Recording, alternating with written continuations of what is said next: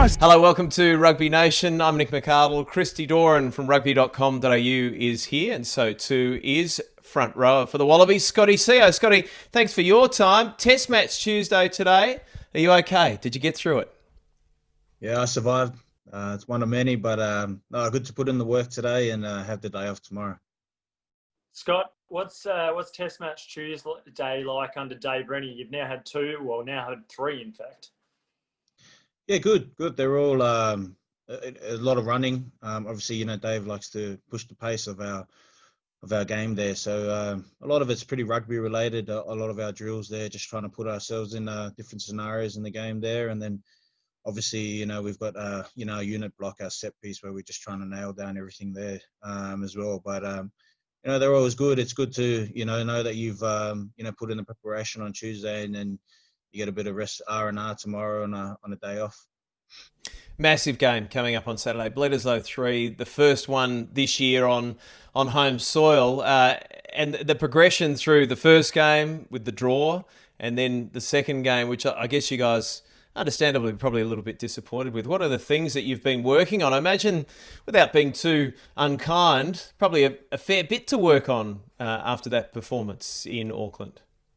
Yeah, I think with a new coach, you want to try things, and there were things that worked for us, and there are things that we're continually trying to improve on and keep trying as a new group there as well. So you can see that if you're just a little bit off with certain things and just effort areas and that around the park, the All Blacks are so good, and they'll make you suffer, especially at home there. So with the crowd behind them, but I guess for us, it's super exciting. As a Wallaby, there's nothing bigger than the Bledisloe here back at home, here in Sydney and Brisbane. I mean, it's probably the next best thing to a World Cup final for us.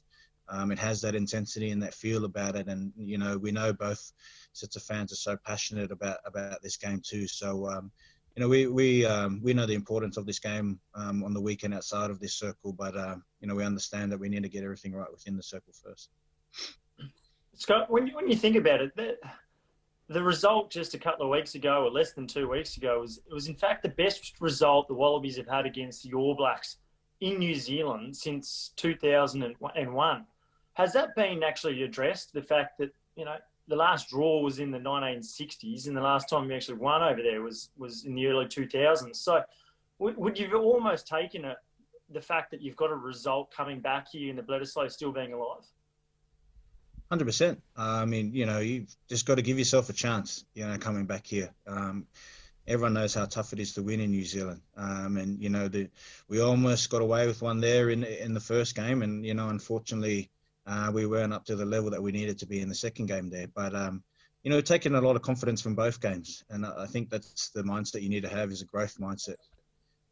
If we dwell too much on that loss in Auckland, we're only going to go backwards, and we're not going to show up on the weekend in Sydney. So, we understand where we need to be better. And, we took a lot of confidence out of the first game there and what we achieved in that game there as well. And, to beat the All Blacks, you've got to be willing to try things at the end of the day. So, that's what the game day feel is about, just playing what's in front. And, we've been training that way as well. Yeah, you got to score some points to beat him. There's no doubt about that. Was it also reason for being a little bit buoyant after that performance in Auckland? Because the biggest issues weren't necessarily structural issues. So, missed tackles, you should be able to fix that. The loose ball carry, the turnovers, should be able to fix that as well. It wasn't like they were earth-shattering issues that let you down on that occasion.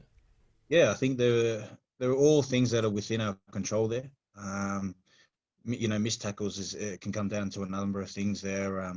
Whether you got set early, a technical thing or that, and that's down to the player, the individual, to make sure he goes back and reviews, what sort of let him down probably in that moment there, and staying in the moment. And ball security, comes down to a number of things as well. Support there, your ball security as a carrier, whether you manage to poke your head through there or buy time for your support there. So, like you said, there are all things within our control there, and it's all things that you need to train as well. to make sure that he's staying on top of it. So, yeah, there are obviously areas that we highlighted last week and we've put some work into, but you need a rounded performance there, balanced performance to make sure that you can give yourself the best chance against the All Blacks. The other aspect that I don't think has really been spoken about is the fact that although the Wallabies didn't score in the second half, the All Blacks didn't score for the last 25 minutes of the match as well. So it's somewhat of an achievement for that to occur. How's Dave Rennie been in response to a loss? Has there been a different sense, a different mood in the camp? Yeah, I think he's been quick to address things early. We got on top of things pretty much the very next day. It's probably the luxury of having a Sunday afternoon game. You get a bit of time after the game to sort of go over what they need to as a coaching staff, and then we're all in bed pretty early there and up on Monday, sort of reviewing the game there. So he understands the nature of Test match footy. It's you got to move on pretty quickly and take your learnings as best you can there. But if you don't sort of address it early and make sure you get on top of it, sort of things that may linger around and become an issue. So we've stayed on top of that as much as we can. We got to work straight away the next day after the loss to make sure that heading into a few days of rest, boys are thinking about what they need to do to improve once they're back in camp. Talk a bit more about the game in just a moment. But while we're talking about Dave Rennie and his reaction to that, I just want to talk a bit more about him and the environment. And we keep hearing that, or from outside anyway, we keep hearing that it's a really happy environment, that it maybe in some ways all cultures within the team have come together and really getting along well. I've even heard that maybe some of the Pacifica boys are having a bit of a sing along with the entire squad. Can you talk a bit about that and maybe how things have changed in that area, Scotty?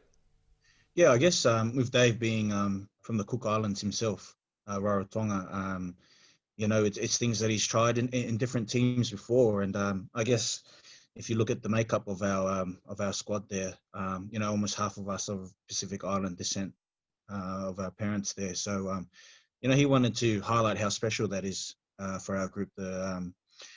How rich we are in culture, different cultures there, and how we can incorporate that into our team culture there as well. So we took the opportunity to learn a Fijian hymn, a Tongan hymn, a Samoan song, and we got the Aussie song in there as well. So we got a Maori boy, a couple Maori boys in there as well, and a Cook Islander in Trevor Hosea. So yeah, we've just dabbled in a few different songs, and what Dave's found is that singing is a team thing. It's quite like choirs do. So being able to sing in harmony is actually quite relevant to rugby, because you've all got to sort of be on the same page there and on the same wavelength. So it's been something new for us, something that everyone's embraced, which has been great.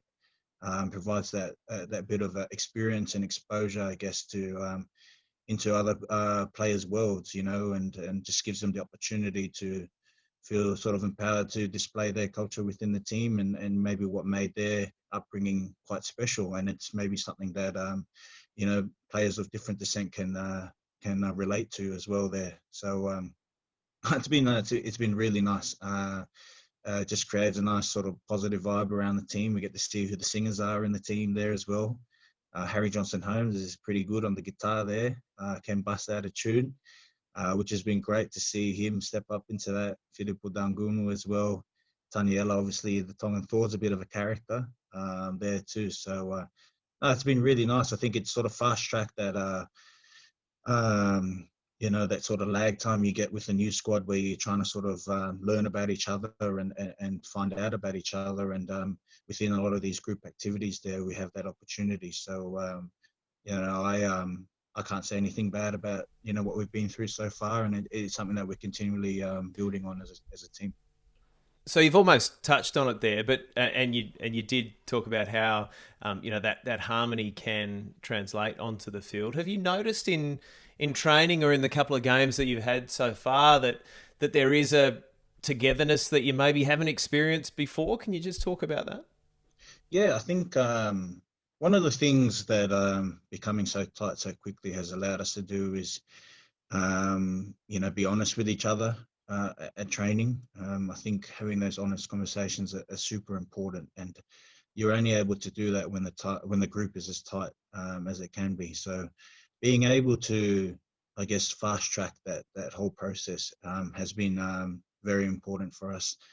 Very good for our training mentality and psyche there as well, where boys won't take things personally there if we're, making people accountable for what their role is in the team, or a situational thing at training there. So yeah, that's that kind of that sort of balance.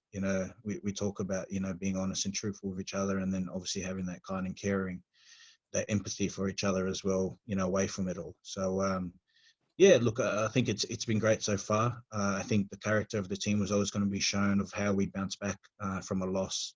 So what we do during this week to prepare for the test match and how we show up on the weekend is really going to show the character of this group, and how we want to be perceived as a Wallaby group. Nick, that was a heck of a follow-up question. Uh, always good to hear about those sorts of things, because we saw that bit of character really on display in both matches, I think. So also fascinated to know that you said that there was an Aussie song in there, in the mix there. What was the Aussie song? I'd like to know that.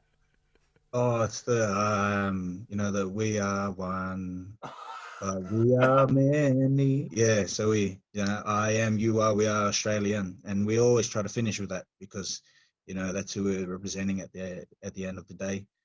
All our 25 plus million Australians, and that's who we're all thinking about when we're there on the weekend, and carry so much history there with the jersey. So yeah, it's been good. I think we took a couple Aussie songs to nail one down there. Someone threw out Waltzing Matilda, but we just thought it'd been recycled too many times over the years. So we wanted to sort of find one that was relevant to us. We weren't working class man, but we just, not enough boys knew that song there. So, yeah, so we settled on that in the end. It's There it's you go.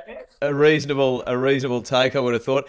Hey, been a bit in the last couple of days that the Kiwis and the forwards were having a bit of a crack at you guys. We certainly saw Dane Coles, who is one of the most niggly blokes going around, doing what he does best in that second Bledisloe. And I think there was even a suggestion that the Wallaby forwards are soft. I imagine you have a view on that perception. Oh, everyone's entitled to their own opinion, Nick. But like I said, it's how we show up on the weekend, isn't it? It's how we front up, and how, and all those things can quickly be changed through defence. I think that's the one area of the game where you can sort of show how you want to be perceived is in defence and at the breakdown there. It's a tough game. There's a lot of passion involved from both sides there, and everyone's just trying to win the inches and win the moments in the game there. And at the end of the day, the team that wins more moments than the other is the team that normally comes out with the victory there. So that's our focus for the weekend. People can say what they want, but we know what this group's capable of there, and we're just ready to go out there on the weekend and show that. Scott, had the benefit of going up to the Hunter Valley where your digs are yesterday on Monday, and speaking to a number of players. And one of the things that came up was that it was a pretty special moment. Maybe it may have been last week when Marika Korobetti got to see his family for the first time in a number of months. Can you just tell us what that kind of experience was like when you haven't? He's got a couple of young kids, and I imagine that the whole side would have got a bit of a kick out of that. Massively. I think it was 17 weeks he'd gone without seeing his partner and his two sons. You can only imagine what you're going through as a father and a partner there. Having to continually worry if they're doing all right, and focus on making sure that you turn up on the weekend on game day there as well. So I can't speak from experience, but to see the joy in his face, and not only his family's face, when they finally got to see each other after such a long time was something really, it's infectious, I think. Is probably the word for a lot of us here. It's been great. Rob Simmons had his kids here too. Billy and OJ, and Ira Simon has had his partner and his daughter Oki too. And I think having the kids around has been great for us. Kids bring so much positivity, so much positive energy, I think, to the team, and it's very uplifting for the group. You know, instantly smiling when you see how happy they are to be around the boys and that as well. So yeah, it's been great for me too. Someone took a snap of me holding one of the kids and sent it to my parents. So they've been putting the pressure on me. They're the heat on me there. So I told them that your mum and dad are going to look at that and think, "Oh, he hasn't been away that long. How did that happen?" Someone threw me under the bus there. Yeah. There's a lot of Marika is one of those you just touched on that. Ira Simone, he may or may not get his Wallaby debut this weekend. James O'Connor at 10 is another story. This team is full of really good stories. We've seen a couple of the guys make their debuts and done really well. Filippo Dangunu, his journey to become a Wallaby. It must be something quite special to see all of that happening around you as well. Yeah. It is for sure. I mean, obviously, I've been, part of Ira's development the last 2 years, and especially this year, the way he really stepped up for us at Brumbies, and really took the role of leading that back line there, and being a central figure for us in the midfield. I obviously had a brief stint with Rabs, with James O'Connor earlier in my Wallabies career, and then we were a bit in doubt of what he was going to make of his career, and to see his development, not only as a player but as a person, has been unreal. So I think that's the beauty of rugby, isn't it? That everyone has their own story and their own journey of how they got to where they are, and I think the special thing is about being able to display that as much as we can. Just to learn about the person and what makes them tick, and how we can get the best out of them. Yeah, and at the end of the day, though, it's all great to be feeling good and have all these storylines. Sides are remembered by results, aren't they? And so leading into this Saturday, the third Bledisloe in Sydney, what's it been like around camp? What are the assistant coaches, Matt Taylor, Scott Wiseman, new figures themselves in this Wallabies coaching structure? So what's the detail that you've been trying to nail? I think it's not just, as I said before, it's not just sort of one thing we can sort of nail down, both in attack and defence. It's a game of moments, as I said before, and that's why we've tried to train as much situational events as we can. Things that might pop up in the game that we could just be as best prepared as we can for at the end of the day, and it's really what the players make of it on the weekend there. So that's the kind of work we've been trying to put in there, just, seeing what's going to pop up for us on the weekend, and whether we're going to be ready for that or not. Okay, I think you guys have probably learned too out of Auckland and Eden Park that, how dangerous it is. Not that you needed to learn, but maybe you got the reminder how dangerous it is to give them some unstructured footy where they get to play, heads up footy. If you haven't got that defensive line set, it can really hurt. All those little things come down to game control, I guess. Is that something you've talked about?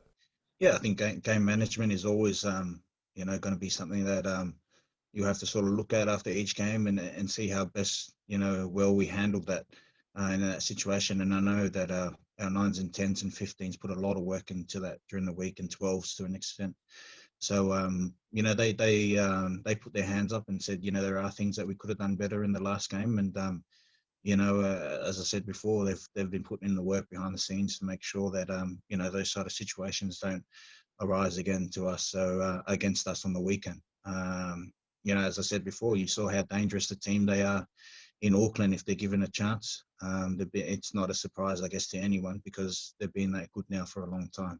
So, but we know what we need to do to give ourselves the best shot, and it's just about putting the work in during the week and turning up on game day. Scott, before we let you go, it's Tuesday night that we're recording this.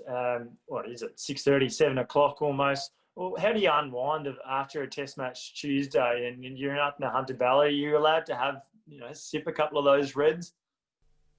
Oh, come on, fellas, that's a trap. I'm obviously a 24/7 athlete. My body is a temple. I don't know if you guys are trying to throw me under the bus here, but no, no, not at all, not at I'll all. put it this way: is there any fast food close by, Scotty? No, I think this was, No. they put us out in the whoops here, mate. No carbs, buses to stop working after dinner, obviously. So yeah, but I've never had fast food, obviously, Nick. I don't know why you would No, ask me that. So, no, but no. no, it's good. We just kind of try to sit at dinner as long as we can, have a yarn, and just kind of chew the fat, play a bit of cards. A couple of us play PlayStation. We're all on Call of Duty. So yeah, I guess you got to have things away from footy to just sort of get away from it mentally as well. It's just as important as it is physically. So Tuesdays are normally a bit easier because we know we've got the day off tomorrow. So a guy like James Slipper, who's getting on now, tends to enjoy his Tuesday nights. He's probably the guy you got to ask about for the few Reds, maybe.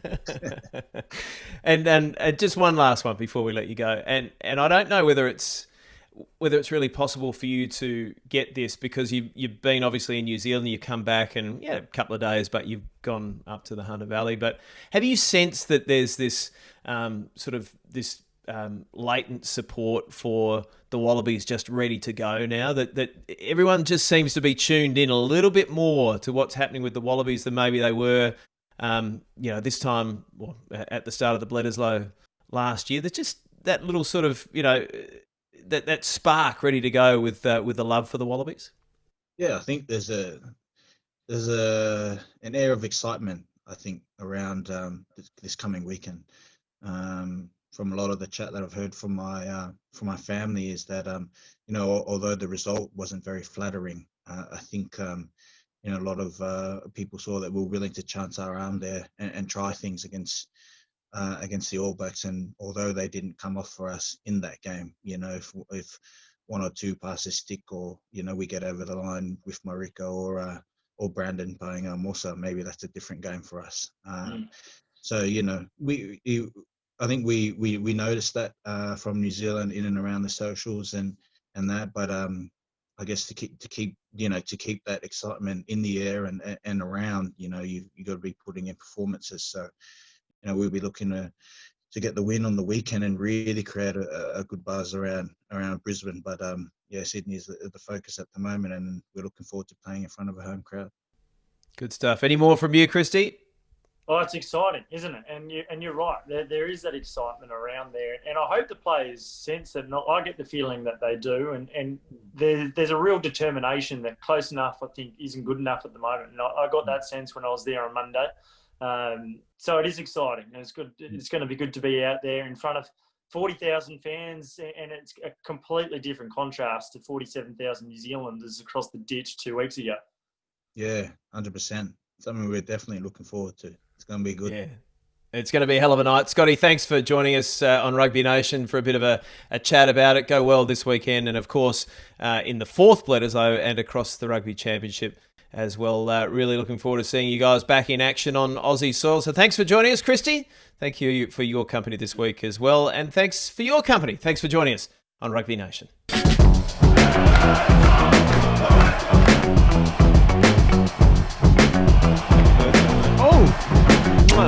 Thank you very much.